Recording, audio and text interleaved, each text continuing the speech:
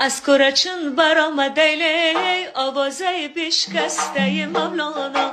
آخ گل بردن بخرم بلبل بردن به چمن، گل بردن بخرم بلبل بردن به چمن. آن سیاه خالص که بر رخسار جانان من است، گل بردن بخرم بلبل بردن به چمن.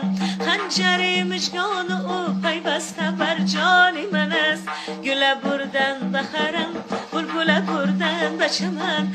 گل برد ای جانان بردن، وای پاشای بردن ای دلبر بردن.